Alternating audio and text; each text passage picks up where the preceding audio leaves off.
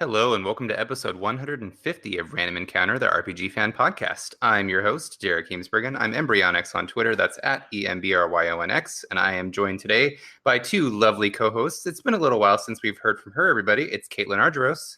Hey guys, Lynn Kazarel on the boards. I don't even know why I say it anymore. I mean, who goes there, really? It's a habit. Old Yeah. habit. I'm pretty much Lynn Kazarel everywhere. So Twitter, Discord, whatever. So Yeah, that's any me. and everywhere. That's Leon Curzo. Great. And then also we've got Greg Delmage. Hi, I'm Greg Delmage, and I'm G Delmage pretty much everywhere, like Discord and stuff. And Twitter? And Twitter, I am at Greg Delmage. There you are. I think That's it's more where you find relevant. Yep, for us to put our Twitter handles out these days because nobody's looking at those boards. I just always forget to say it. So I'm going to make a point every episode to say who we are on Twitter because our thoughts are important. At us. Yeah, at me sometime and see Come at me, bro. Come at me. Yeah. We will have delightful discourse on matters of games and stuff. Is that a threat, Greg? I enjoy your viewpoints on video games, Derek. Please write another essay for me. Yeah, fight me with your kindness or something like that. Well, guys, Aggressive niceness. Yeah, it's very Canadian of us. It's Greg's influence. I'm rubbing off on you all. You are. It's so it's a little early this morning, so I'm feeling kind of groggy, but maybe we can amp ourselves up with some good old fashioned RPG chat.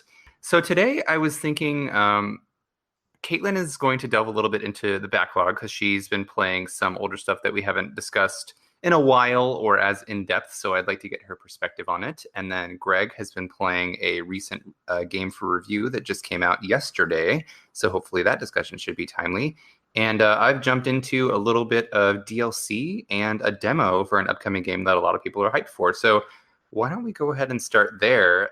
There was a surprise announcement yesterday, and the first thing I want to talk about is that Xenoblade Chronicles 2 has been continuing to get DLC for the expansion pass, and we knew that the Torna the Golden Country, Golden Land, whatever, the Torna DLC story expansion is coming out very soon, next month, in fact. But in the meantime, they've been releasing these DLC quests and such, and among those quests have been some rare blades, and then the Challenge Arena, which has added Shulk and Fiora from Xenoblade Chronicles 1. And suddenly, out of nowhere, I saw a news article yesterday that was like, Elma from Xenoblade X now available in Xenoblade 2. I was like, huh, what?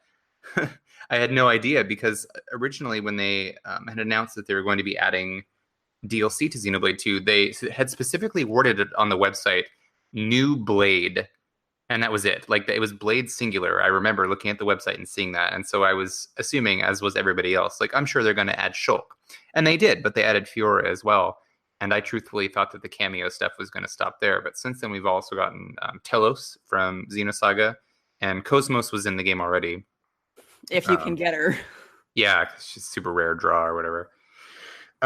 But they've since added even more, and they've now tied together all three Xenoblade Chronicles games in some small way by adding Elma, the de facto protagonist of Xenoblade Chronicles X.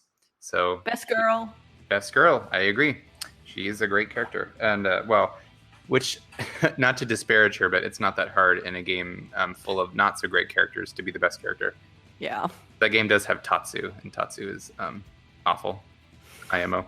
But I don't know what it is. Like, Ricky was a good Nopon, and then suddenly, after that, they were like, you know what, let's just make Nopon terrible and annoying. But yeah, they were delightful. Why ruin them?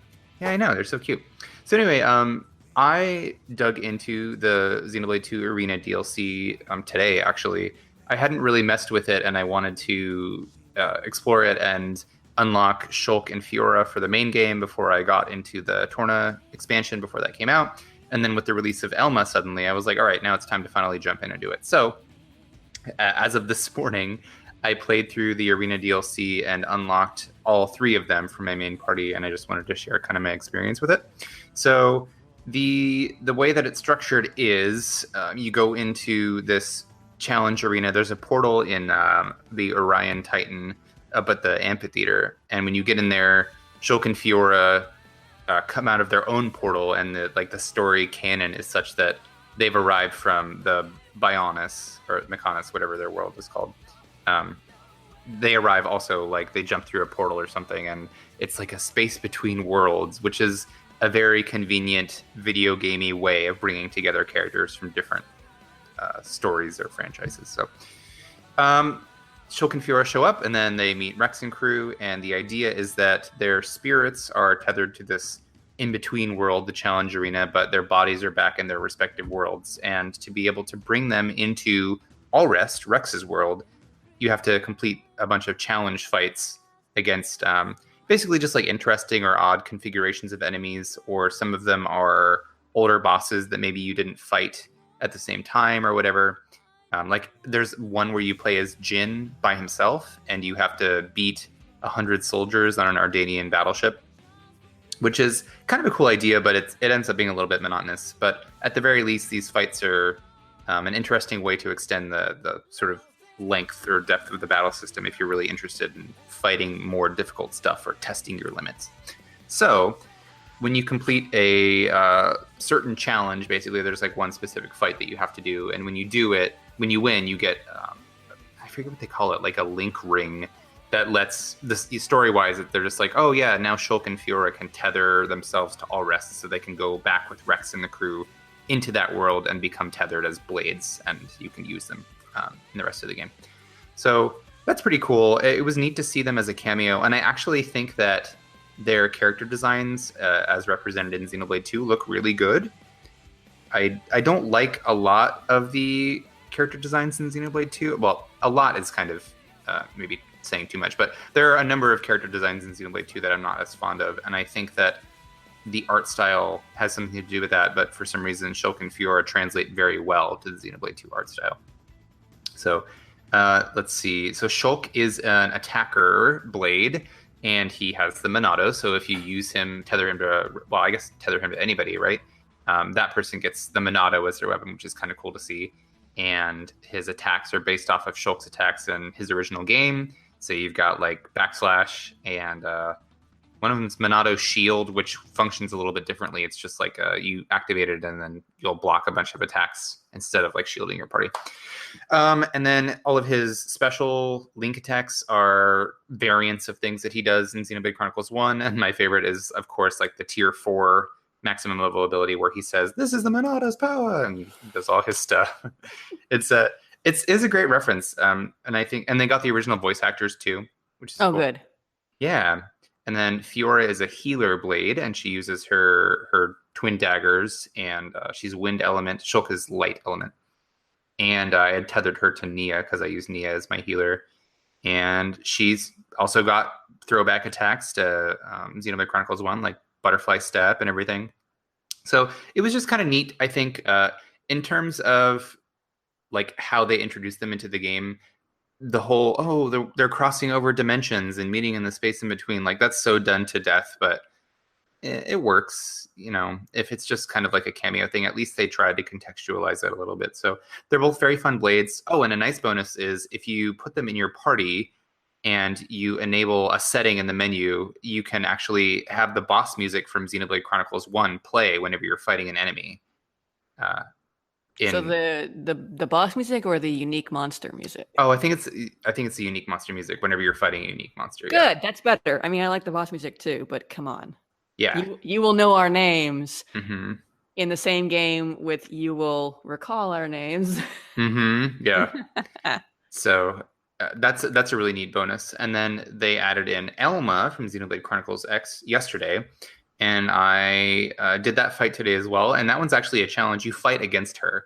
And she thinks, like, there's a little story lead in, and she basically thinks that she's in a battle simulation.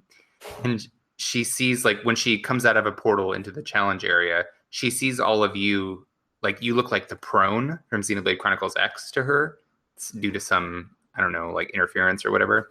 So she tries to fight you. And she has her attacks from Xenoblade Chronicles X. Like, she does Sliding Slinger, the one where she does like a diving slide and she shoots her guns up and stuff. She's very, very stylish and she moves fast, and all of her attacks are fluid and well animated. And it's a pretty challenging fight. Like, she does a thing where she splits into 4 clones of herself, and she's level 60, which is lower than you probably would be if you beat the game, but because she splits into 4 and she has a ton of HP, she's quite difficult. So it's a really cool fight. And then once you beat that, you have the chance to add her to your party. I actually noticed there was a part where they were like, do you wish to add Elma to your party? Yes, or leave her be. And I was like, why would I leave her be? I wonder. Yeah, I don't know. I wonder if there's like a thing where if you reject her, then you get a weapon or no, that's not how that game works. Was there a benefit to like coming back and fighting her again and such, or? I don't think so. I wonder even if you said leave her be, maybe it would be like, no, but we have to, but thou must take her with you. So I just got her and I haven't actually tried playing with her in my party yet, but it's cool to see another, like representative from this series added into this one. And it kind of feels like they're making this into a Xenoblade Chronicles greatest hits or like a Xeno series greatest hits in terms of character representation, like a crossover type thing. Oh, that'd be awesome. Nice. But they're missing a game. They are the game, the best game. Which one? Sorry, is that Xenogears? Which I understand why, because they don't own it, but yeah. Oh, do they not? Oh, I didn't realize that. It belongs to Square, so they can't. That's unless why they've been changing the name. Deal. Which to say, Square, make a deal with them. Seriously. Come on. Don't you love how? Did you also look at that article that came up a couple of days ago? And did your heart skip a beat when you saw Xenogears Remastered music app coming to PlayStation Plus in Japan? Yeah. I was like, what? Why would you? I was like, they're doing all this cool stuff. They remastered the soundtrack. Now it's on. They have a selection on vinyl now coming out, and now this app. And I'm like, this is all cool and shit, and it's great for the anniversary, but don't toy with our hearts like this unless you're just building up to, yes, we're remastering it or remaking it or something like that.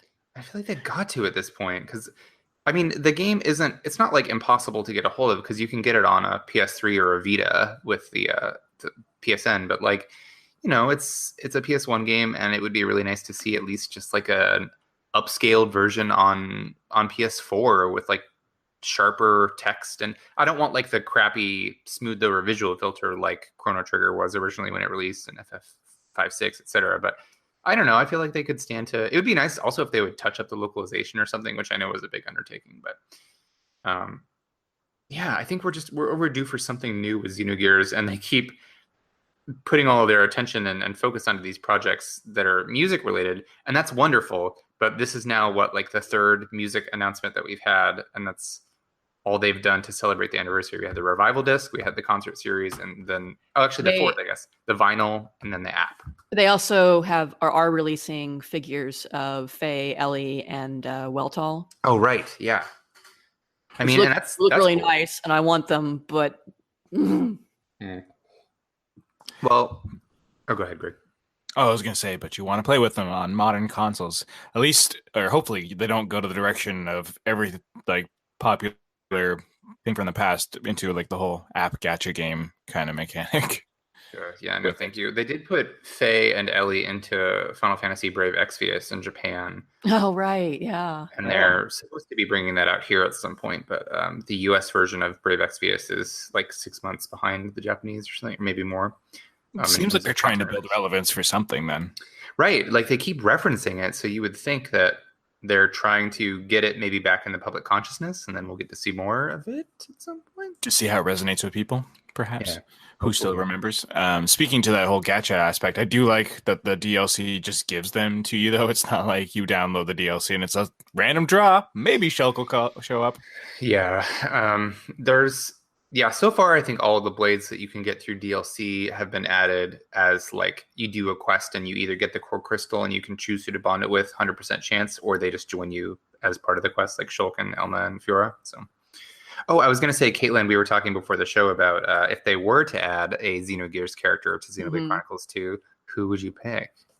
I would totes pick Emeralda.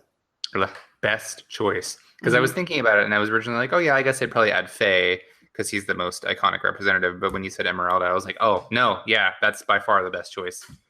Because she feels the most Blade-y. Like she's kind of inhuman and she can like transform her body. And I feel like they could do so much in terms of like all of her special moves could utilize her different attacks from the original game. Plus she's cool. She's my girl. I love her. There you And go. I'm biased, but I do think I agree. She would be mechanic wise, she would be really cool looking as opposed to most of the rest of the party in From Xenogears. Yeah. I mean, Faye would be cool too, but like she would be super, super cool, I think. Mhm. And I was just going to say a final note about this DLC stuff is when you get Elma to join your party, you do get a bit of story after the fact. Like there are some cutscenes after you fight her, and she's like, "What am I doing here? I thought this was a battle simulation." Blah blah blah.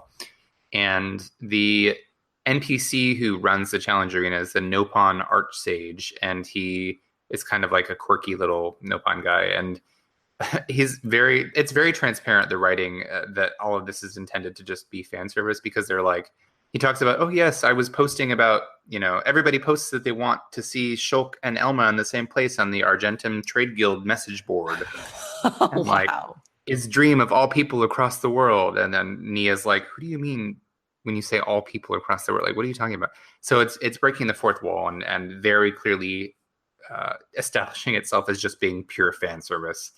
So, And do you get you mentioned you could toggle you will know our names with Shulk and Fiora. Do you get the same toggle with Elma for Unbreakable? yes, you do. And Yes.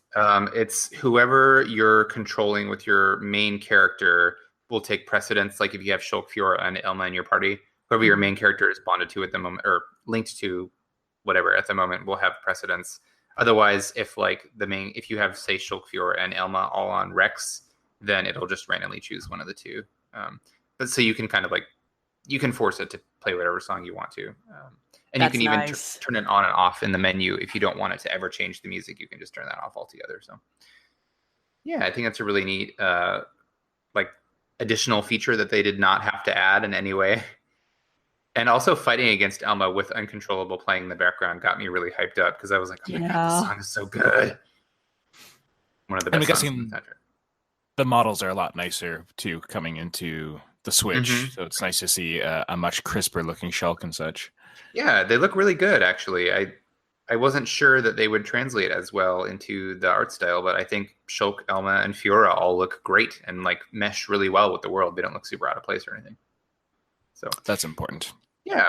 So it's I didn't really expect much of anything out of the DLC packs, but I had a decent time running through those fights. And they've also added a ton of costumes for all of the characters that you can earn through doing the challenge arena stuff.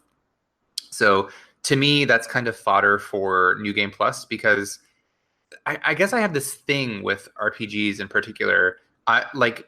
Me being able to have a new costume on a character is almost enough of a reason to do a complete new playthrough of a game sometimes. I don't know what it is. I love character costumes in RPGs, and I love being able to customize my appearance, to a degree, not like custom character creator, give myself a purple face and a giant, triple size beehive haircut or whatever. But if it's a game that just has multiple costumes and some of the costumes are only unlocked after beating the game or by going through a lot of hoops to get them, I don't know. That kind of refreshes my experience to a degree and makes it feel like it's special again, which is silly, I guess. But so I like the idea of unlocking all these costumes and then of the blades like Shulk, Fiora, and Elma. And once I get all of those, I could see myself doing a New Game Plus and maybe trying it again at some point down the line. I think Wind Waker. Sorry, what? Oh, I was just going to say mostly because I have 117 hours on my Xenoblade 2 save file, and yet I haven't played it in so long that I've forgotten how to play the damn game. So. Are there any? I have to ask. Are there any costumes for Pyra that make her boobs stand out less? I don't know. I haven't looked at all of them yet. I know a couple of them are just different color schemes, but they added swimsuits in this update because, of course, they did. And which at least she has a one piece, I think. Does she? Yeah. Yeah. Torres is a snorkel and goggles, and then a little Pyra crop top. Okay, that's cute. I'm kind of okay with that because it's stupid. Just like Tora, yeah. Yeah, just like Tora. Get wrecked. Greg, you were going to say something about Wind Waker? Yeah, it has my heart when it comes to costume changes, because I just love the fact that you can do the second part of the your new costume game with his little crayfish blue long sleeve shirt thing. And It just fills my heart with joy. And no, I think any other game has captured my attention with the costume as much as that one. Oh, it is a cute look too. Is that right? I want that shirt in real life. Oh, I'm sure it exists. Yes. Unrelated, I guess. But do you think is that a costume in Smash? Has it already been? Has Tunic and I don't think so. I think they just do the whole Four Swords color scheme thing for Toon Link, and then Okay. plus the little chibi looking Dark Link that's adorable and evil. Yeah, he's evil. I could totally see them adding that to Ultimate. That would be really rad if they did, and I know who my main's going to be. Mm-hmm. Lobster shirt, sleepyhead Link. That's just who you strive to be IRL. Yes, actually. Given this morning's late start. Oh, I didn't even mean it like that. He's my spirit animal right now. Oh. I channel that opening scene where he looks half dead and his sister's gonna like, say, are you even awake? Like half an eye open. Yeah. His expressions. Anyhow, we could go off on a whole tangent on that. Oh, we sure could. What else we talking about, though? Well, so yeah, that's pretty much all I was going to say about Xenoblade 2. I am actually looking forward to the Torna expansion next month. There's more. Yeah, I've talked about my thoughts about Xenoblade, and I know that Caitlin and I differ in our perspectives on Xenoblade Chronicles 2. I do think that the Torna DLC looks like it has the potential to be like tonally more within the realm of my interest. It looks like it could be more mature or more interesting or maybe even darker, or I don't know. But I think that the character designs in particular for the Torna expansion pack, I like so much better than most of the main characters. Like, I love Morag so much. Mm-hmm. She's far and away my favorite character design in the base game for Xenoblade Chronicles 2. But, I think I like Nia as a character. Her design's all right. I'm not super fond of Rex, and I don't like Tora at all. So the prospect of being able to play as Laura, who is a very cool character design, in my opinion, went underused because, throughout the entirety of Xenoblade 2, she's in the fridge. A plot device. Yeah. Quite literally. Literally. Yeah, she's a plot device. And then we get to finally see what Adam looks like, the hero who appears in flashbacks wearing like his Organization 13 hoodie. It's really cool. Yeah, right? So Laura and Adam look really cool. And then there's, what's the new guy's name? Hugo, I think? Yeah. Yeah, it's fine. And then we get to actually see Hayes and use her. So, I really like the designs in Torna, and I'm hoping that because like the nature of the backstory that we're going to be getting into, we know it's going to be probably there's not going to be a very happy ending. No. So I'm hoping that the story is a little bit more mature, or like doesn't descend so much into the leery anime stuff that the main game of Xenoblade 2 does sometimes. So I don't know. I just feel like the game is best when it's actually being serious, and sometimes it feels afraid to take itself seriously. So I hope that Torna takes itself a little bit more seriously, and I'm quite excited to delve into it and see what it does to like change up my experience. So that is going to be out September. Gosh, I want to say like 20 something. 14th, I think. 14th. Okay, yeah. So mid-September, which is not too far away. So looking forward to it.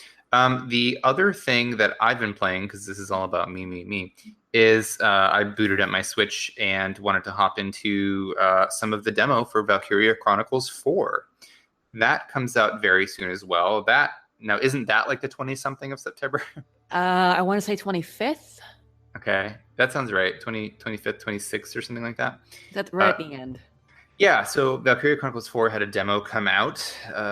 When was it? Last week, or was it earlier than that? I can't recall. But it is one of those fantastic demos that allows you to play the opening stages of the game and then load your save data to transfer something over to the main game. It's not clear to me if you can just directly pick up from your save in terms of story, or if it's just the bonus of the accessory that they grant you after having clear data.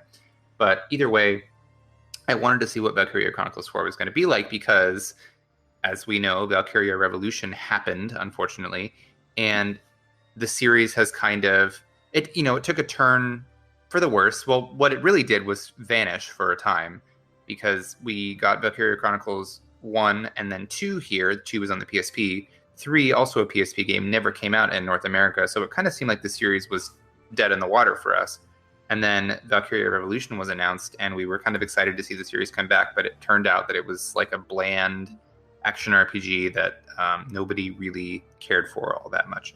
And it was nice to see with the announcement of Valkyria Chronicles 4 that the series was going back to its roots, more or less, going back to being a story of wartime, maybe a little bit more grounded in tone than something like Valkyria Revolution. At least that's what it looked like from the beginning.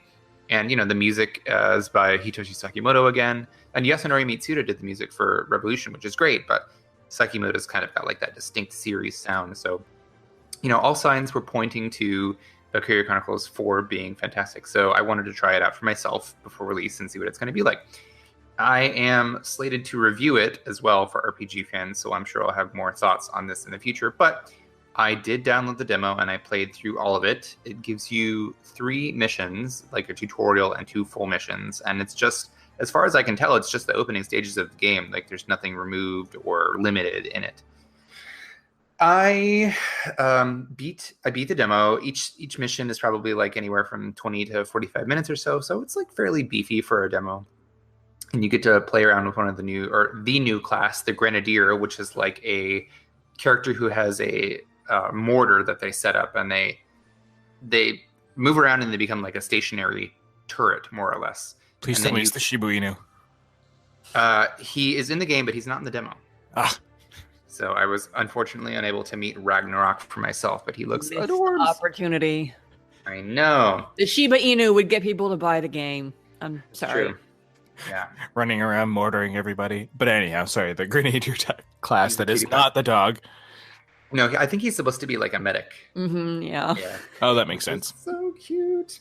So it was interesting to play around with the new class, and I appreciated how, like, one of the mechanics in Valkyria is if you have a unit within range of another unit, they will provide cover fire. And because the mortar characters have such an intensely long range, you can kind of set them up and have them be like, as long as another character can see an enemy besides the mortar will automatically aim and try to shoot at the enemy who's in there. Oh, they could be a spotter. Basically, yeah. Very cool. So you can set, like, I always felt like scouts were kind of underpowered in Valkyria Chronicles because they have less firepower than everybody else, and their main advantage is that they can move farther. So in this one, it's kind of like you can set up a mortar within a certain range of an enemy and then like send out a scout and have them basically act as like the sight line for your mortar and have your mortar do the actual damage while the scout just helps them target. So yeah, I think it adds an interesting wrinkle to combat. This entire discussion I didn't preface with any kind of information about what kind of game Valkyria Chronicles is, but if you're listening to this podcast, you're probably aware it's a strategy RPG. Basically, like, wartime, you move your characters around in semi-real time, and then you execute an attack, and it's kind of turn-based when you do your attacks and everything. Anyway, I just wanted to share brief thoughts on the demo. I thought the demo was pretty good. It does feel very much like classic Valkyria. The only 2 things that I would bring up would be, number 1, I'm playing it on the Switch, and I actually find that it runs really well. I wasn't sure if it was going to perform, as well as like the PS4 version, given the lower specs of the Nintendo Switch. But because Valkyria Chronicles 1 was on the PS3 and that ran just fine, I think that the Switch has pretty comparable specs. So I didn't really experience any issues. I got a little bit of slowdown in handheld mode when I had a lot of stuff happening on the screen one time, but it was pretty brief. And I'm very picky about slowdown, and I get mad at frame drops pretty easily, but it was so brief that I didn't really have a problem with it, and I haven't had any problems with it docked. So unless there's an issue later in the game with, battles ramping up, getting more intense, and then the system not being able to handle it, I would say that the Switch version is like, the differences are negligible. I looked at a comparison video between PS4 and Switch, and I could barely tell a difference. So if you're concerned about performance, it seems like the Switch version won't sacrifice anything. And if you're keen on getting it for that so you can play it on the go, I would say you're safe to do that. The other thing that I was going to say is that some concerns have been raised, and I will echo those concerns about the quality of the script in Valkyria Chronicles 4. Now, I wouldn't say that the writing is like abysmal or that the localization is terrible necessarily. It's just that the problem would lie in the Japanese original script, and that's that the game feels a little bit more juvenile to me than Valkyria 1 did. Like, it feels very much steeped in more modern anime tropes than the first Valkyria did, which was a little bit more like grounded and kind of somber and melancholy. And I think that they were able to balance things like the pastel anime visuals and some of the lighter character moments with the horrors of war. And that's not to say that Valkyria Chronicles 4 won't do that, but in the opening stages, you have a little bit of like typical anime banter. Like one of the dudes says, and this is, I don't actually I don't think that I misinterpret this as like something worse than it is, but one of the main guys who's supposed to be your like brash assault gunner dude is telling somebody basically to like man up. And he's like, come on, man, even girls have bigger balls these days. And I don't think that that's like saying anything more than it is necessarily. It's not some insidious, mean, messed up joke, but I just felt like, okay, cool. So we went from characters who were like not middle age, like young adults, because the characters in Valkyria 4 are like early 20s, like 20, 21, 22. And I want to say that the characters in Valkyria 1 were a little bit older than that, like maybe mid 20s, late 20s. I could be wrong. But I guess the overall tone of the script and like the banter between the characters feels more juvenile or less sophisticated, or like, I don't know, it's just not as well written. It's kind of hard to explain. Can there be hope that perhaps that this offers an opportunity for growth with the characters? Yeah, I'm sure it could. I just am not super impressed by, I guess the characterization isn't really doing a ton for me for some of the characters, and then for others, there was like a couple of implausible moments that happened to me, or that happened in the demo, that it made me go like, huh, seriously? For example, the main character has the ability to sense the wind, like changes in the wind, and it seems kind of supernatural. And Valkyria has always had some supernatural elements, like the Valkyria themselves have basically like magic powers. But it's not clear whether or not they intend for the main character's ability to sense the wind to be supernatural, or if it's just like something you're supposed to take with a grain of salt. And also there's a part where they are trying to basically, like, their comm signals are jammed, and they're on this mission in this town, and they're trying to signal to the grenadiers outside of town where to aim their grenades to shoot at these enemy tanks. And because you can't speak over comms, the main character devises a strategy, and he's like, oh, I know. I see these panels on each of these water towers that have numbers on them. We'll just change the numbers on the panels to signal something so that the people outside of the town range can see it and know where to aim.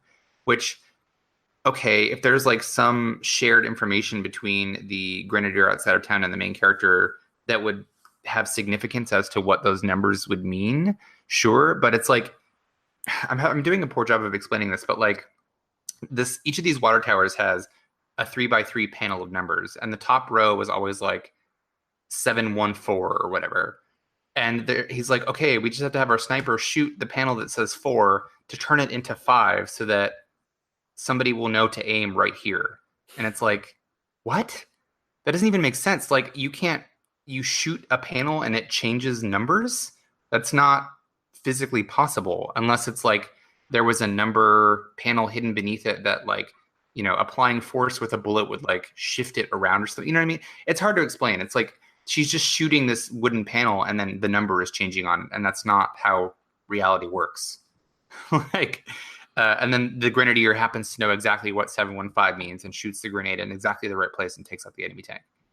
So it's more like, again, I don't think I'm doing the best job of explaining this because you need some visual and some more context to be good, I guess. Yeah, but it's just like it doesn't feel plausible to me that would communicate anything to another person.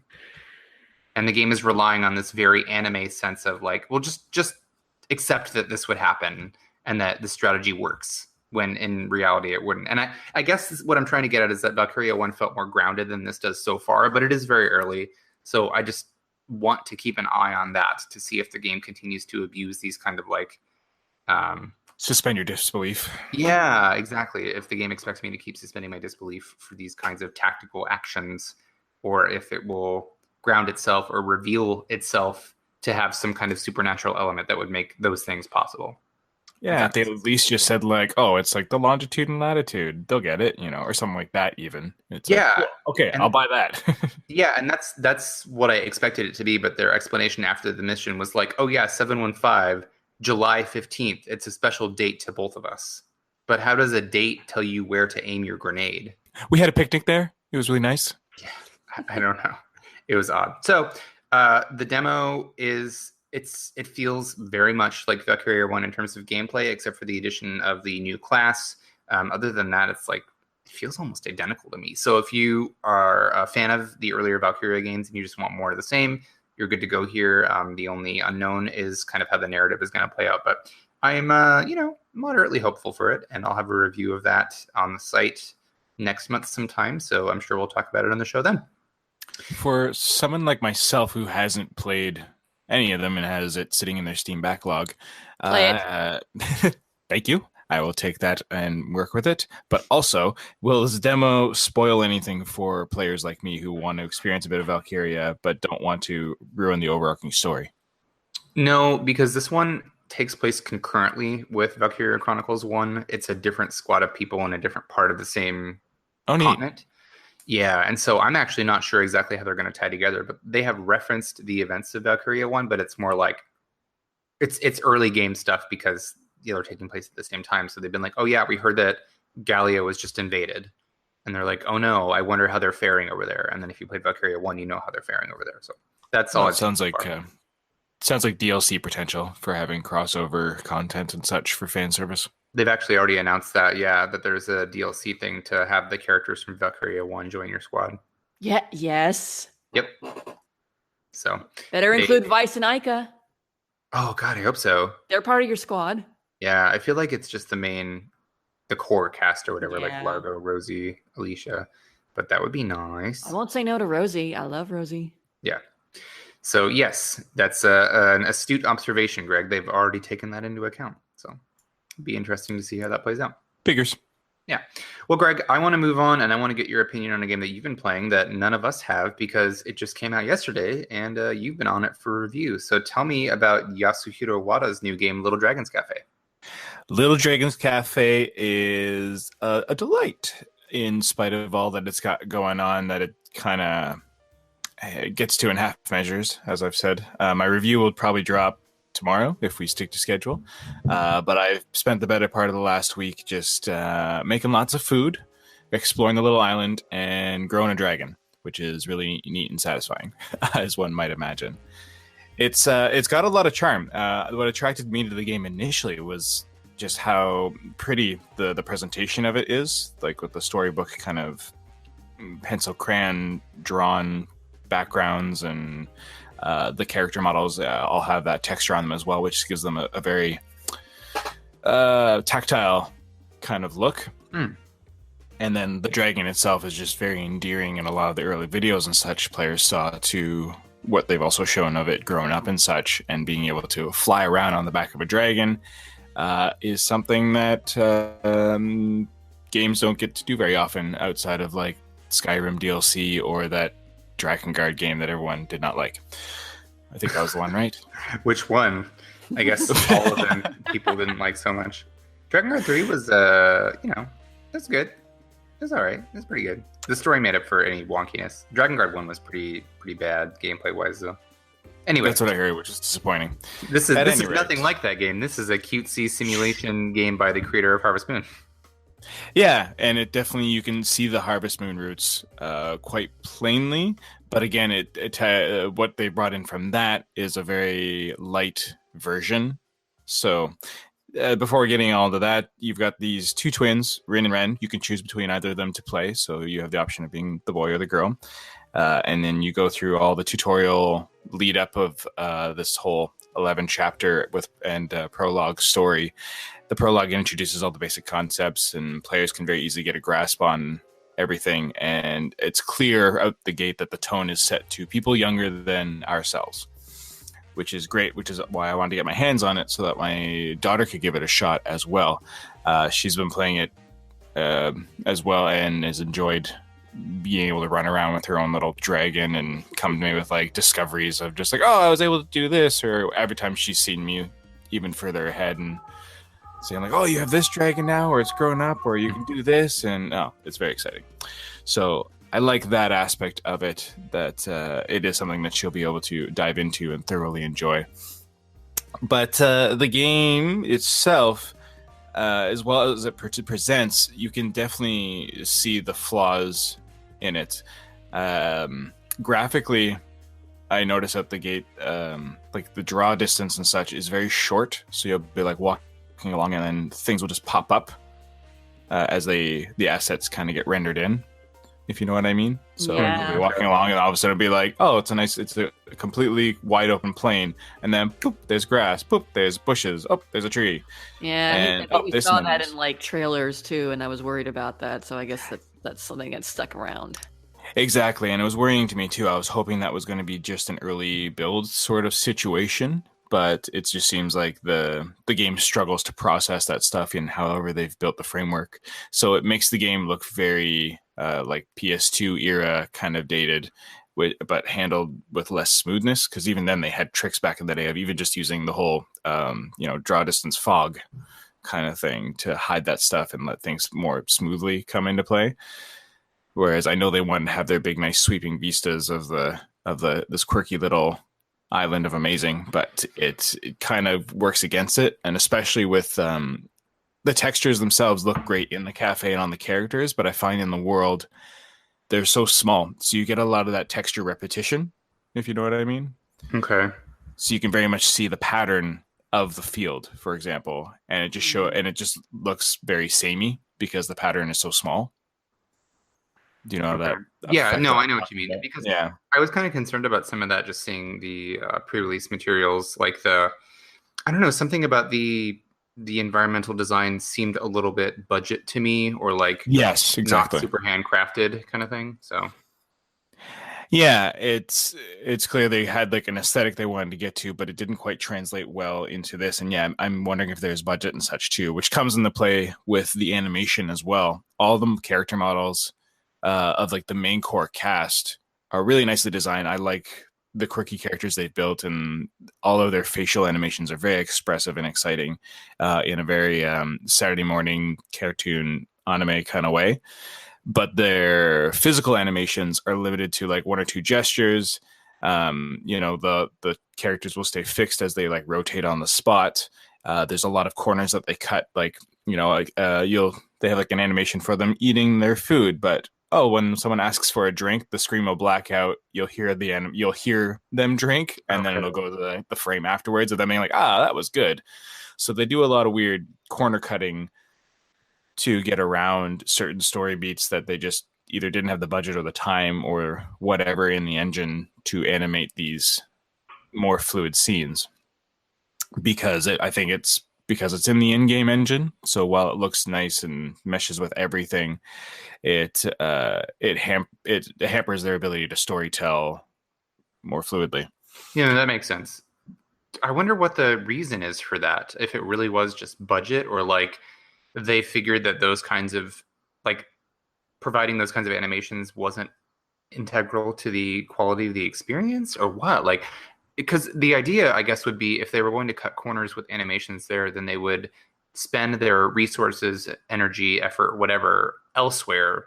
And do you feel like there's a particular area in the game that they've poured extra effort into?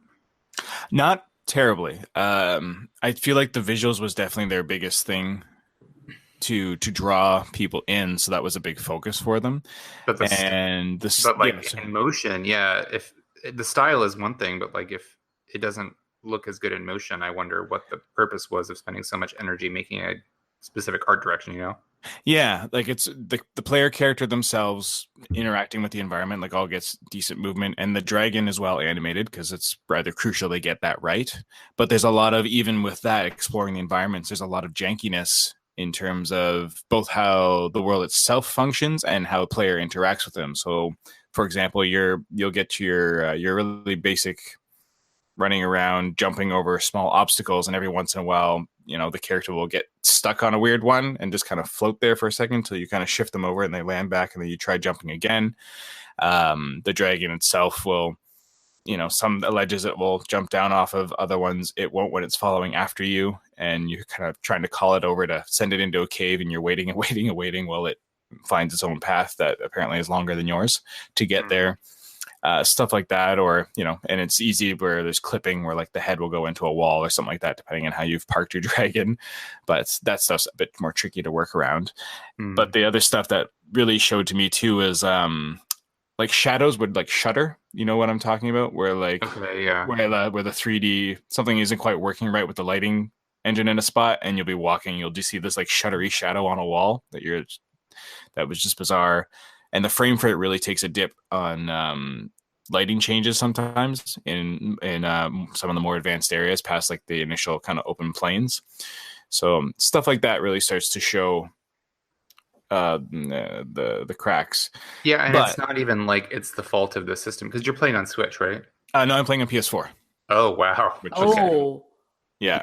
I was gonna say because you look at something like that, and it's not that I was going to say it's not that the Switch can't do it because you have Dragon Quest Builders on the Switch, which has kind of a similar aesthetic to its world, but that game runs just fine, and everything is very smooth and polished and well animated. Whereas this game, wow, the fact that you're playing it on PS4 and it's having that much difficulty is not the best sign. Yeah, and it's unfortunate because there's a lot to offer with everything that they've jam-packed into this with their fun little cooking mini game and little light aspects of gathering ingredients and such like that and combining them with these recipes that you find and all the character interactions of these plucky, fun Saturday morning cartoon characters. It's unfortunate that the polish isn't there on its presentation. The music in itself also doesn't really do anything outstanding. As I think I say in my review, it's adequate. It does its job. It sets the tone for things that happen. There's understandably characters feeling sad, so here's the very obviously sad song that then does like a very hard transition to like, oh, this goofy moment that's happening, so let's play this weird quirky guitar ding ding ding ding ding ding as characters chase each other around the cafe. So it definitely it fills that in, and the environments themselves as you switch between each different locale on the island has its own soundtrack during the day. At night it just goes to like just calm stillness, but during the day you get all these tracks which again are all fairly suitable. There's like one that's like weirdly quirky, but it works for the areas, and it's all bright pink and purples, so that kind of vibe. So I found the music did the job, but again, it's nothing to write home about that everyone's going to be toe tapping and wanting to listen to. Right. Do you feel like the relative simplicity of the game, does it seem like it's good, like easy for kids to follow? And that's what I kind of come to, is that even though I can see all of these flaws and errors, my 8-year-old will probably be a lot more forgiving, as will a lot of younger players. They just will see the bright fun colors of these exuberant over the top characters and their adorable little dragon, and very much forgive a lot of this stuff. That being said, gamers of this generation, I find, are very quick to judge graphics these days because they're growing up in an era post the Super Nintendo era. We've had to adapt and grow and seen the evolution of game graphic design, whereas for them, they have a new standard and a new bar, so sometimes going back can be harder. But Gwen is more forgiving. She's seen her parents play old games and loves herself some Stardew Valley, so she's very familiar with pixel games and stuff like that. She finds this game looks just as good as when I was playing Moonlighter. She thought it looked really pretty as well. So, she has an appreciation. So maybe she'll notice those flaws, but she hasn't said anything as such. But I think it makes the game a lot more digestible to keep all these things simple and not have them, throwing their budget at going too over the top and making it more AAA in terms of its animation and its hardware construction. Because, the audience is probably going to be a lot more forgiving who they're actually trying to target. Okay. One thing I'm curious about, once they showed that you could fly on your dragon, how big is the world? Is it just the island itself and that's it? It is just the island. And given how quickly time goes around, so to speak, it takes a lot of time to explore, since it's got the whole Harvest Moon, like every minute is like 10 minutes in game, or not even, whatever it is, like every 30 seconds. Either way, time ticks by pretty quick. So you can very easily fly from the cafe to like the top of the island, and hours will have passed in the game, whereas it will maybe take you a few minutes. And while it would be nice to have a bigger world to explore, given how they've set up the gameplay, it's actually good that it only takes, a few minutes to get to the furthest reaches of the island, because it's reductive. But to boil it all down, Little Dragon Cafe is Fetch Quest, the RPG. So it's just go fetch ingredients, make a thing, go fetch more ingredients, make a thing, go fetch, and oh, now there's a story beat because you went to sleep, but you didn't have to do anything for it. So cool, now go back to managing the cafe and run off and get more ingredients. So you get very familiar with the world and with how to get to each little place as they open up, because of the dragon's growth, a lot of the areas are gate kept as you proceed. And so like you can't need get the everywhere. dragon to help you get into it. Exactly. So your young little dragon can't really do anything with you. So you're just relegated to the character's movements. At the next stage, they can break down a few little obstacles and move things so you can jump into higher places and start exploring a few little more areas, but you're still closed off. And then once you get to fly, you can pretty much reach everywhere in the game except for like one big area. And with some careful use of the dragon's stamina, which they have like two separate types of stamina for the dragon. One is just its general running around activity for the day, and you feed it food and that recharges, or you can give it some love by hugging its face and petting it and stuff. Aww. And that'll recharge it a little bit too. It's very endearing. Especially I was super jazzed when it got to the next level, where it went from sometimes you would pet them, but other times you just full on give them a hug around their neck, and it would kind of like cradle you as well. It's very sweet, right? It was very heartwarming, and that sticks around for every stage after that. But with the flying mechanic, the dragon also has a different stamina while it's in flight, so you can only go so far with it, and it can recharge while you're gliding a bit, or you've set yourself on a rock. So you just have to kind of time out your jumps and your little bursts of flight, and you can pretty much get anywhere you need to go with carefully worked out strategy. Okay. But any of these strategies are hampered by the game's controls as well, which also lack polish, which is super unfortunate. I found myself fighting with them a lot, whereas like I would try to be running along and then try and jump, and it wouldn't quite register. I mean, it's not like an intense platform or anything, so there's no need for precision jumping, but it is frustrating. You're just like, I just want to go up the rock so I can go to the forest. Just let me jump, please. Instead of having to mash the button like 5 times, and finally I get up and go over. And similarly, it happens with the flying too. Sometimes you'll because the dragon has the physics of like where it'll dip as you're kind of flying kind of thing to get flaps in. And if you like miss one, then you'll start dipping down a little too low. And sometimes again, a button input will be missed. So it feels, and it kind of feels like some older games where if you're pushing one input, it might override another one. So it feels like just the programming's a little off there, and the system itself just gets confused by too much input and doesn't process everything you're trying to do. And with the dragon themselves as well, everything it does, you command it to do. So like the one enemy that you can attack, you have to like get close enough to it to press X on the PlayStation and say, go attack it. And it might listen, it might not. If it has something else it's trying to do on its own, it might get confused and not listen to you, and then things run into you and steal your food. Or you have to mow grass. But everything you have to do with the dragon, you have to order it to do. There's no jumping on the dragon and just pressing. Yeah. And yeah, which would have just been so nice just to be like, cool, I'm going to walk over the grass and just get it to start cutting things. But it's like, no, you have to not be on it, stand beside it, go mow the grass. It walks over, mows the grass. And you go, okay, now mow this one. And it's like, but I want to pick up this fruit and give it to you. You're like, no, put down the fruit. Just mow the grass. Oh, no, now this thing is going to attack me. Just go attack the thing. You're like, okay. It goes and attacks the thing. It gives off meat. The thing goes, picks up the meat. You're like, no, there's 3 more. Go attack them. And meanwhile, it's just, it gets very bogged down in tedium because of that. And again, I'm wondering if that was a corner cutting thing. They couldn't get the framework to work on. I wonder, letting you ride the dragon and let you attack and stuff. And I don't know.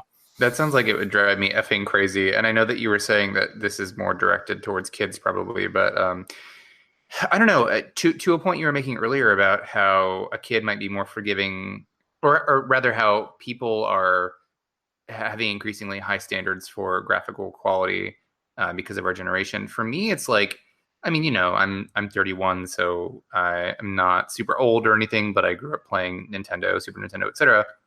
And it's not like I have standards that games need to look AAA. It's more like it's a technical thing, like a polish thing, because there are some games that I love pixel art games, period. Like I love retro style graphics still. So it's not a matter of fidelity. It's a matter of like, does this character model look janky and does it like clip with the environment, or is there weird pop in, or is there slowdown? Like that's the kind of stuff that gets to me. So when you say things like the game has technical issues where it doesn't quite register your inputs and stuff, like that all to me doesn't feel like low budget. It just feels like sloppy, bad programming.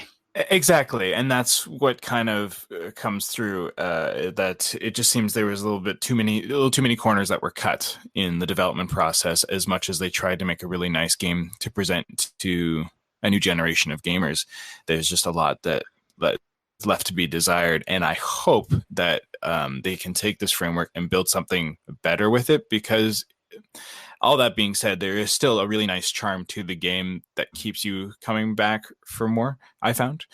I definitely would have set it aside for longer bursts if I wasn't trying to plow through it for review, because the 11 chapters and the repetitive formula of meet guest, go through, sleep, get an event, sleep, get an event, sleep, get an event, make them a dish, cure their happiness, or find their happiness, and then they go on, and then you raise your restaurant's reputation to do the next chapter.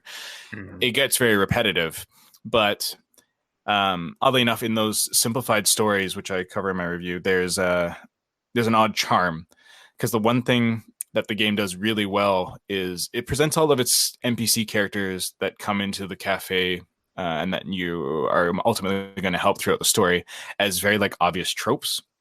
Mm-hmm. So, Poncho's this young little warrior boy who comes in with an upset tummy, and everyone's like, "What's up?" And he's like, "Oh, I'm stressed, so I get stomach." And you feed them, and he tells them their whole story about he's a warrior and his mom's not doing well, but he wants to be a brave warrior like his idol, and wants to protect his town, and but he doesn't quite feel brave enough, and yada yada yada. So we've seen this kind of character before, or like the young girl whose mother passed away, so she's grieving, but at the same time her dad's never been around until her mom passed away, and she's very angry at him. So with all of her sadness, there's a lot of anger.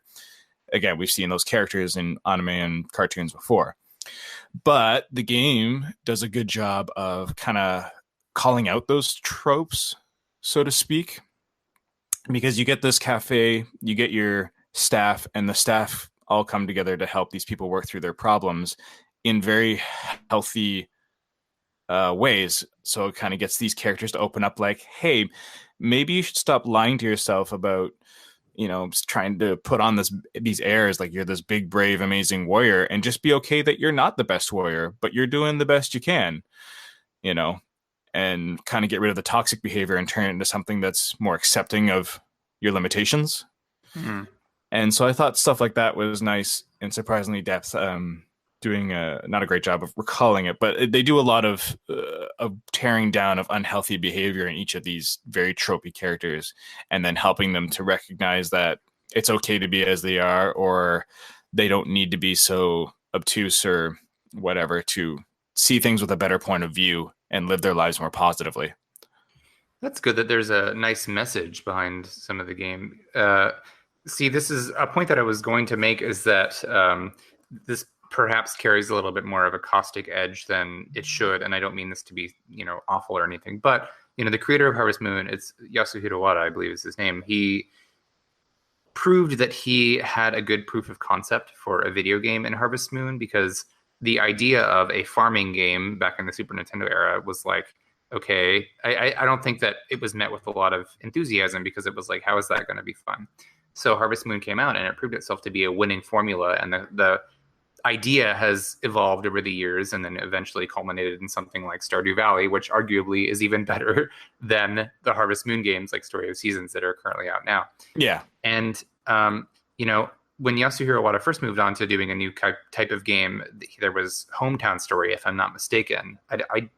I'm pretty sure that he pioneered that concept. And Hometown Story was not well received. And in fact, most people haven't even heard of it, because it was just another game along the lines of Little Dragon's Cafe that was very, very unpolished and just didn't really have any substance to it. And so it seems like Little Dragon's Cafe is falling into kind of the same pitfall. And this isn't me trying to be very disparaging, of that person as a creator, but it seems like maybe his talent lies more in concept than it does execution. And I wonder if Little Dragons Cafe might have been better served by, like a different development team creating the game, because the idea is great and cute. Obviously, something like Stardew works incredibly well. So Exactly. Like it just, the story boiled down to me seeing it as tedious to have to do all these little things in between when all you're really doing is just progressing through a tale with nothing meaningful in between except for trying to manage the chaos of your restaurant, which clearly no one at this team has never really worked in a restaurant because there's so many things that can make that run smoother, but I get how they're trying to keep it light, but it is frustrating. And again, a video game lack of polish, like you'll be walking around trying to deliver a plate to a guest, and like one of your NPC helpers will walk into you and then shove you halfway across the restaurant, and then this guest will be like, my food took too long, and leave. And then you have to walk all the way back to the kitchen to dump the now useless food and try and pick up another plate, only to probably get stuck on another NPC or something. So stuff like that can get very frustrating. And that game's, if you're trying to do the restaurant part well, can definitely get very frustrating and stressful when like 50 guests just kind of plow through your doors throughout the day, and you're just trying to run around micromanaging your staff, as well as making sure that you get to people on time with food and orders and stuff, which captures the stress of restaurant work really well. But it just didn't seem like it needs to be, because it feels like I know Gwen's going to get to that level of the restaurant's busyness and really struggle. So stuff like that kind of has me scratching my head at a bit where the age category is set. I also mentioned in my review too, there's a character in chapter 4 that uses some problematic language that also has me kind of going, do I want Gwen reading characters who are saying crap and damn it and pissed off and stuff like that? Oh, okay. Or calling, have you seen any of like the game's character art and stuff? Have you seen like I've seen some screenshots, but yeah, well, you have Billy, who's the first kind of NPC that joins the group. He's essentially like an elvish Kurt Cobain, and wants to be a musician and rebel without a cause kind of thing. And he's a slacker. And then you get this character Epanema, who loves the crap out of cafes and just wants to be the best cafe person ever. But she also has this like mindless rage that she goes into and just starts flinging plates, and it usually is triggered by Billy's laziness, because they're basically diametrically opposed in terms of work ethic. And then you have Lucilla, who's this lovely, big, fabulous orc who's clearly their kind of effeminate metro gay kind of character, who takes over being the chef, but he just prides himself on his looks and on his plucky attitude and stuff like that, and thinks everything's delightful, wonderful. But this character also at one point accuses him of being an effeminate pig, and I'm like, I don't know if that's wrong, because the pig was the insult towards the orc thing, and then the effeminate thing, but it just felt problematic to hear towards what that character represents as far as in the community. So stuff like that kind of makes me go like, oh, maybe it's not quite for 8-year-olds. I mean, Gwen should be okay. She's definitely thrown out pissed before, and it's hilarious to hear. Caught me completely off guard. But anyways. Yeah, that's unusual. There's like a tonal disconnect there. A little bit, because everyone all of a sudden condones like, oh, we'll swat around this character, and we'll all be like, cut the crap, man, and then it kind of gets dropped in other chapters, and then comes back again later, because then like immediately after you, there'll be this cute little teeny cat idol character from her who's left her idol band, and again everything's very cutesy and such again, and oh, you're my dear little friend, and I'm such a fan of your work and stuff like that. So it does a weird shift between a couple of characters like that makes you wonder where they're trying to aim it at. And with the very heavy messages, which I like, because as I was saying to my partner, whether you're an adult or a kid, a lot of people can benefit from the messages that these characters are trying to convey as they help people through their difficult times. It can definitely work towards reducing a lot of toxicity in the world in general. So it just seems like Little Dragon Cafe wants to help the world not be a terrible place full of assholes. But again, that polish. Right. Well, it sounds like the game, is kind of aiming itself at an unknown audience and could stand to be more polished, but the core idea is good and the core messaging is positive. I would love there to be a little Dragon's Cafe too, and for them to refine so many of these ideas into a much better presented package. Yeah. Well, fingers crossed. They, if they decide to progress with the formula, they take some of the lessons that they've learned from making the game into account, and it becomes a better experience overall. Mm-hmm. Well, we'll look forward to your review going up on the site in the next couple of days. So it'll be a little more together than all my rambling on it today. Hey, it is all good. This is free form, my friend. It's Rambling Encounter. Let's be real. Oh, it is Rambling Encounter. Well, I would like to hear from Caitlin. Caitlin, you've been delving into the backlog a bit and playing some older games, as I mentioned at the beginning of the show. What have you been playing most recently? So I started off by finishing Persona 5 finally, because I've been awful and I haven't finished it. That's a long game. I know. Yeah. Well, it was one of those things where it came out and then a bunch of other stuff came out and I got distracted and never found time to get back to it and kept meaning to, so that I could say that I've beaten it. And, you know, my track record with Persona games is that it takes me about a year to beat them. And this was a little over a year. So I guess that's par for the course. Slacker. I know, I'm so bad. I mean, yeah, and I wanted to finish it. I wanted, because I especially wanted to just be done with it and be able to say, yeah, I've played 2017's Game of the Year. And did it live up to your expectations? Yes and no, in the sense that I wasn't expecting it to be I knew it wasn't going to be my Game of the Year, and it's not. I'm sorry, it's not. And no, in the sense that it's an okay game. I like it. It's not my favorite Persona game. I think it's got the best battle system and the best boss music and the best style, but everything else, I'm kind of like, just, it's okay.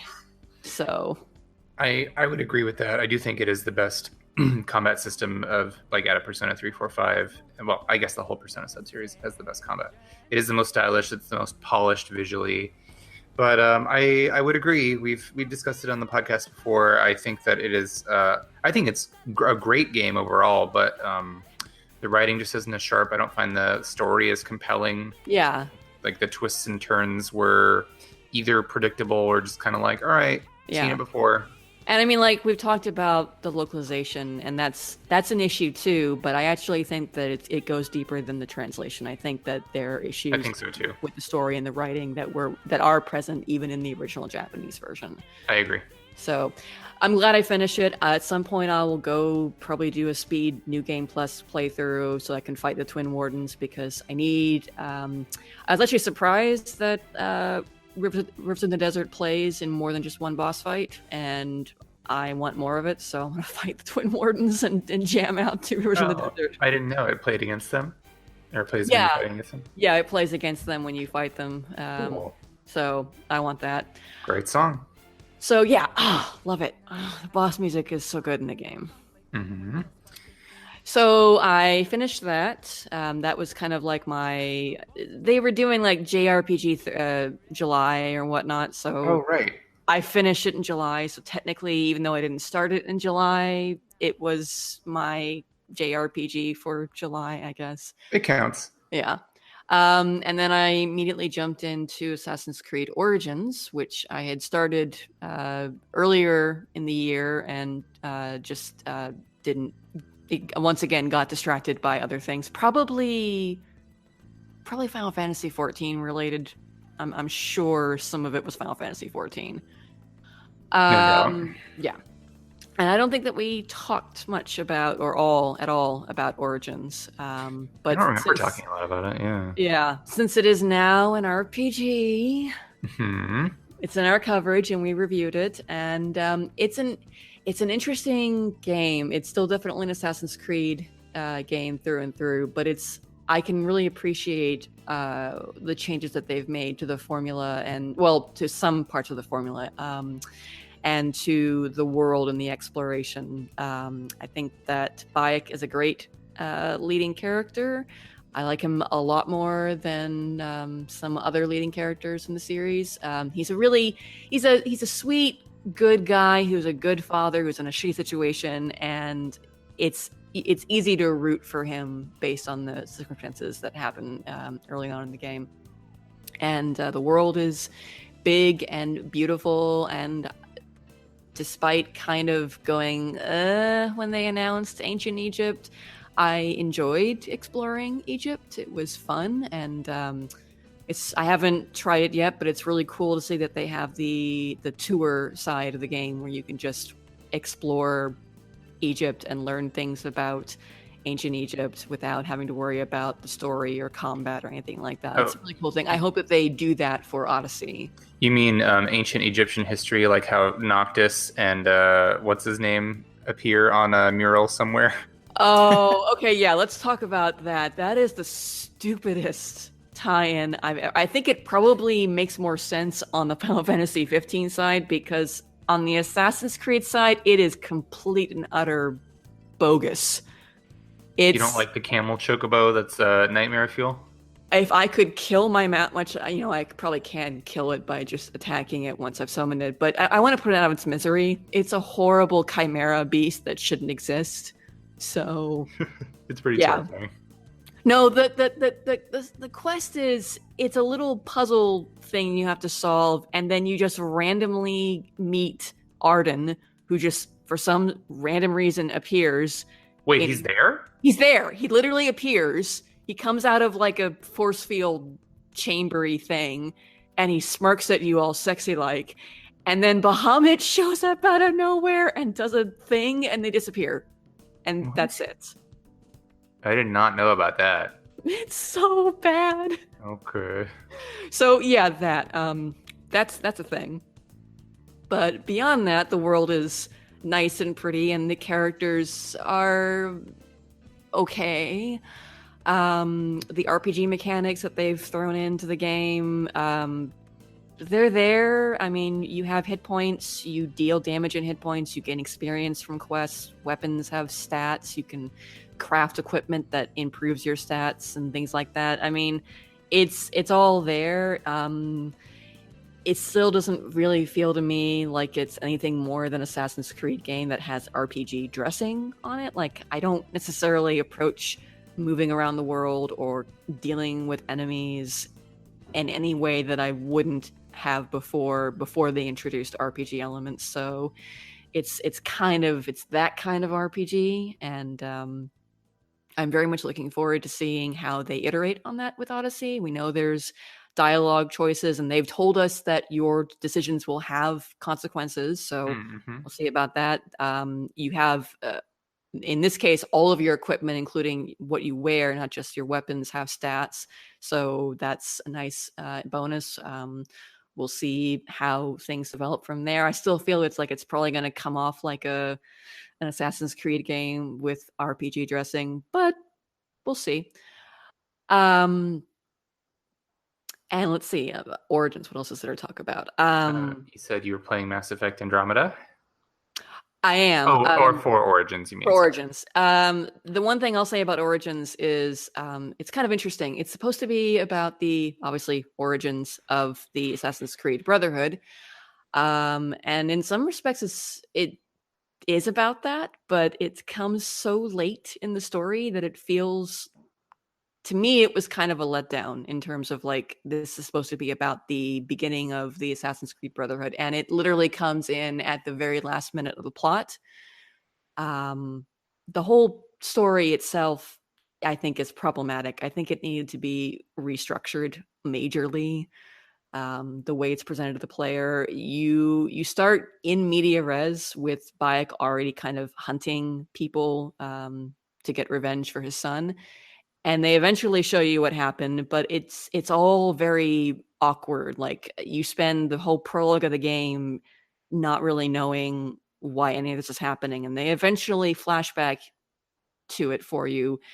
But it would have probably worked out a little bit better if they had led with that, and the prologue was this happens and learning how to track his killers and get revenge and all that, and it's just kind of weird. And then the whole game is literally a hit list of taking out all of these pseudo Templars who were involved in this conspiracy that led to his son being killed, and which is in some respects, I don't know, it's maybe it was meant to be a nod back to the original Assassin's Creed, which was also literally just a game centered around a bunch of assassinations with bare bones story connecting them.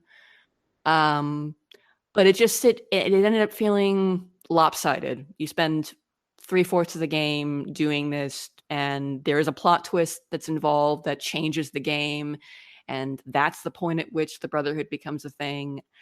And I just feel like if they had shifted things around, it could have been a really cool setup where the first half is all about getting rid of these weird conspiracy guy things. And then something happens at the midpoint, and the rest of the game is about creating and building the Brotherhood. That, I think, would have worked better. So as it stands, I mean, it's an interesting development in the series. It's not the first time there have been RPG elements in an Assassin's Creed game. Syndicate had levels too, but this is very much more directly an attempt to make it into a pseudo RPG. And it's a nice big open world. To me, it kind of feels like the first open world Assassin's Creed, despite the fact that Black Flag was also a big, huge open ocean for you to explore. And I think part of that is just because with Black Flag, it was a bunch of smallish islands connected by mostly dull ocean that you got tired of traveling over eventually. And Origins is landlocked, and there's more interesting things to see and do when you're traveling between major cities or quest markers and whatnot. So to me, that kind of felt more open worldy, I guess. And I mean, it's certainly, like I said, I'm interested to see how they iterate on things with Odyssey, with this formula. So we'll find out in a few months when that game comes out. Indeed, we shall. Oh, sorry. I wanted to ask Caitlin, you seemed like you were hesitant to go to Egypt. I was just curious as to why that was a thing, where that hesitation was coming from. I feel like, let's see how to put this. I think we probably, a lot of us people playing the games probably expected Egypt to be a destination at some point. I believe Assassin's Creed 3, if I'm not mistaken, hints at a couple of locations, 2 of which are Egypt and Greece. So they're probably following up on that. But I don't know. When I first heard Ancient Egypt, I was like, oh, so we're doing that. We're doing like a mummy thing and whatnot. Like, it's one of those locales that I was kind of thinking it was a bit too expected, maybe, for the series to go. And I was kind of like, okay. And maybe part of that is saturation from other media dealing with Egypt and specifically ancient Egypt and whatnot. And I was kind of like, oh, okay. So we're not going to some kind of cool place that I've never seen or heard of or whatever before. That's like, I actually kind of would like to explore this random place or whatnot. It's ancient Egypt. It just felt like, oh, ancient Egypt. Okay. Yeah, kind of like been there, done that, or yeah, I mean, or like predictable. I don't know. Yeah, predictable. Like, I don't know. It's a weird qualm to have with it. Yeah, with ancient history. Yeah. And I mean, I have the same concerns with Odyssey, because I feel like ancient Greece is another kind of predictable, expected location for the game.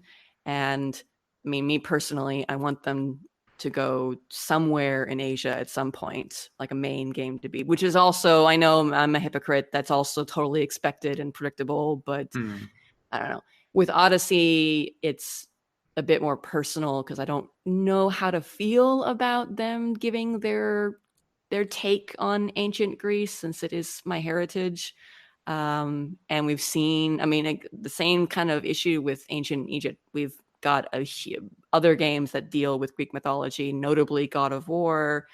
So it's not like that's an unexplored part of the world. Whereas, I mean, like with the original Assassin's Creed, I'm not sure that I can think of many games beyond stupid Call of Duty first-person shooters, maybe that I don't play, that went to that region of the world. I can't really think off the top of my head of a game that takes place, what is it, Damascus and Acre and whatnot, those places. So that was interesting. And going to Italy and Rome was cool from a perspective of I've always wanted to go to those countries.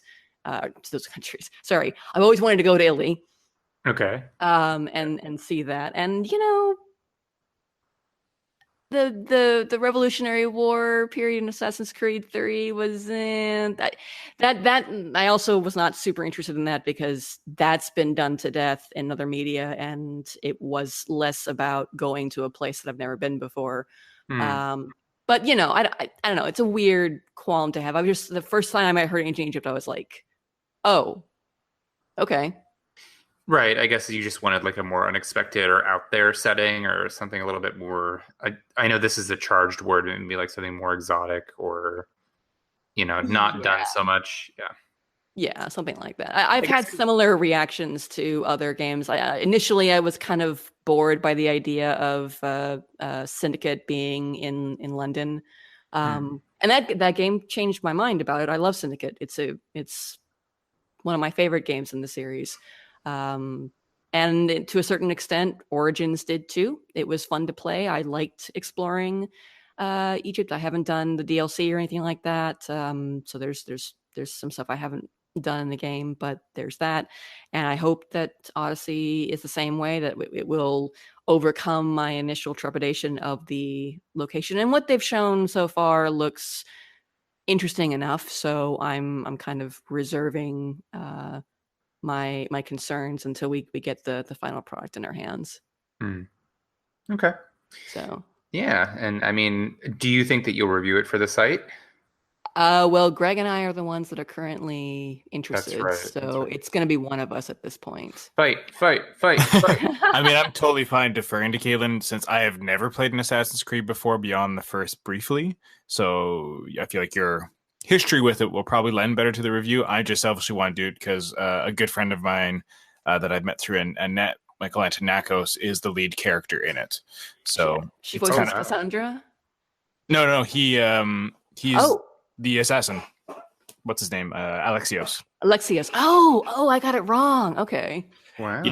Yeah. So he's been working with them for a while on various titles and such. And with this one, they just liked, because he's Greek, they liked the look of him for the character and such, and eventually built him up into the role of taking on the role of being the title character for this game, which has been a great career shift and change for him. And I'm super pleased with the success he's having with this series now because of it.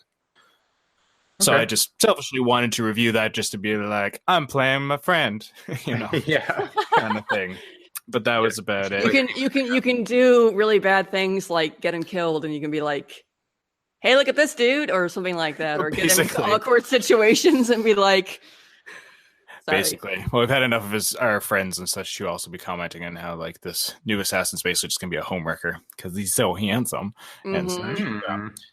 You can romance people in this one. Exactly. So it was funny because he was posting a picture not too long ago. They were in the studio doing some more recording, so it's either for additional stuff or DLC, who knows. And he was just saying he's doing stuff as Alexios, and I was like, more like a Sexios. Right. So, you are right. He was quite pleased. Even if Caitlin does take the reins on it and review it, I would like to see if Michael wants to come on the podcast or something sometime just to talk about his experience and such too. So it could be just as worthwhile to bring that to our fans. Yeah, that'd be super cool. Yeah, you don't really I'm sure he'd be down. Yeah, we've had a few interviews with voice actors, but they've always been text interviews. I don't think we've ever had anyone on the podcast before. Yeah. Neil had interviewed Xanthi. I forget how to pronounce her name. Xanthi Hun, the voice actor who did Haru in Persona 5. He did nice. I think he did a text interview with her. So, knowing that he has a full setup at home, because that's what voice actors do, I'm sure he could be down to teleconference in from Toronto, or who knows, maybe he'll be in town visiting and Yeah, can that'd do be that as cool. well. Absolutely. Anyway, Well, I'd like to move forward and just ask Caitlin on her about her thoughts on the last game that she's been playing recently, which I already spoiled, which is Mass Effect Andromeda. So, what's your progress in that? Did you beat it, or have you just been delving into it?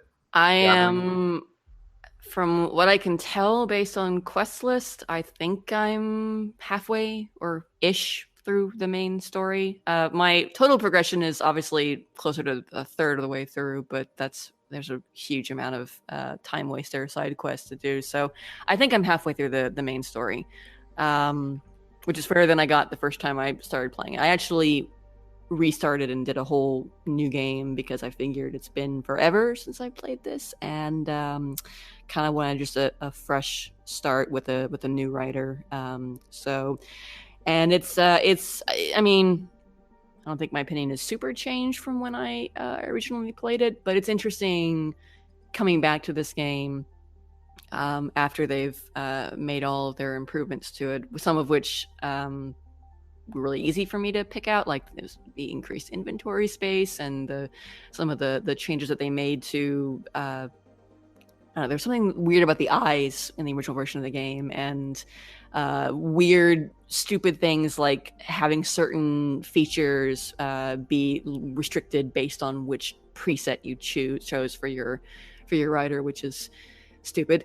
But in other respects, I mean, it feels very much like what I remember playing back when it came out last year, and it's definitely, I don't know. I've been enjoying it for what it is, even though it's not up there with the previous trilogy, both in terms of presentation and story and writing and whatnot. So I mean, it's not the best Mass Effect. It's whatever, but it's been entertaining for what it has been, and I'm getting to liking the characters. I think maybe a bit more than I did originally when I was playing it. Whether that's just because I've gotten further in the game, so I've gotten to know them a bit better, or if Right. it's just that, time and a little bit of distance coming back to something can help you have a different opinion about things. Yeah, I wonder if it's a little bit of shifting your expectations to match the experience, and that helps you enjoy it more. Like Mm-hmm.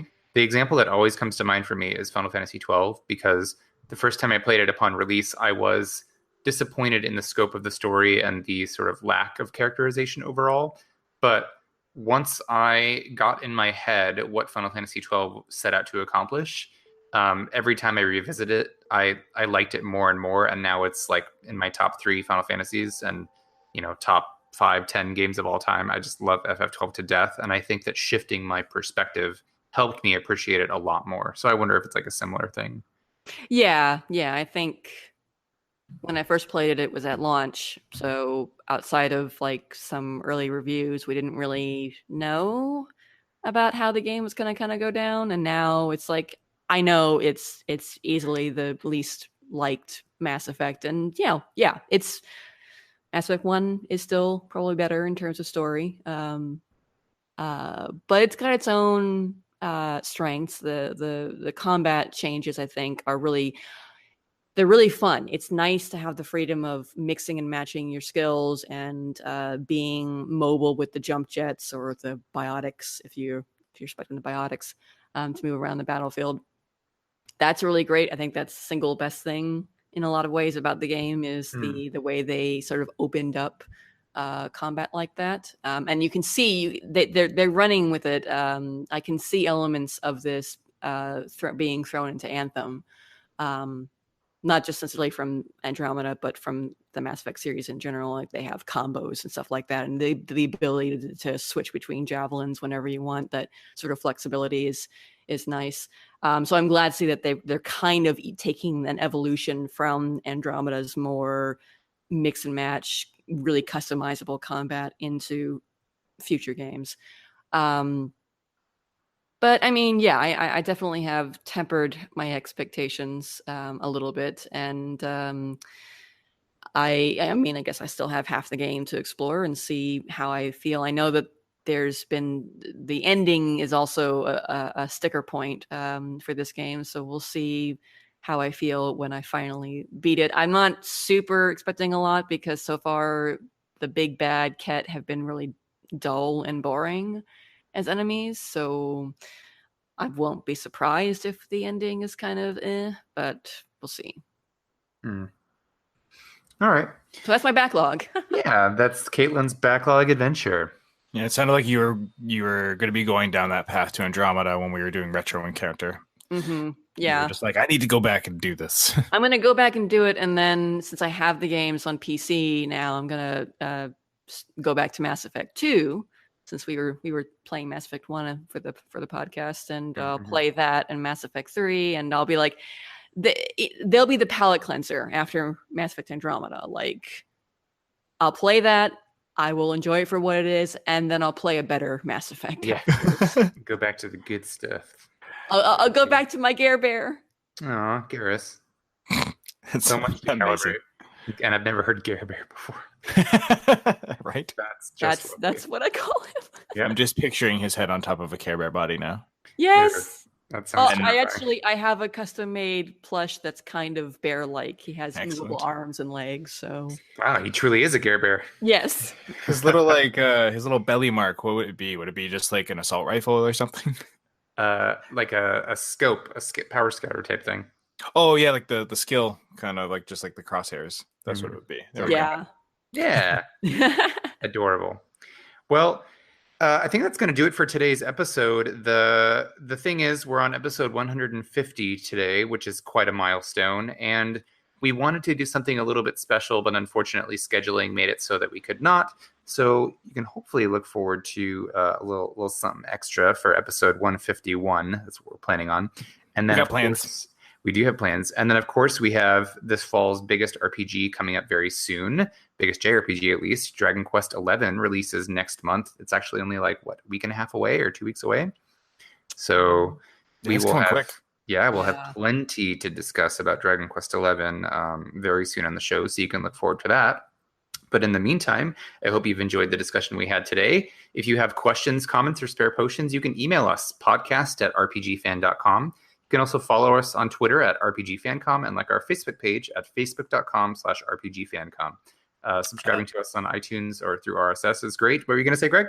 Sorry, speaking to the 150 thing, I think it is worth mentioning too that Retro Encounter did just celebrate their 150 as well, catching up real fast with the mailbag episode, and I do recommend that fans of all RPG fandom go check it out.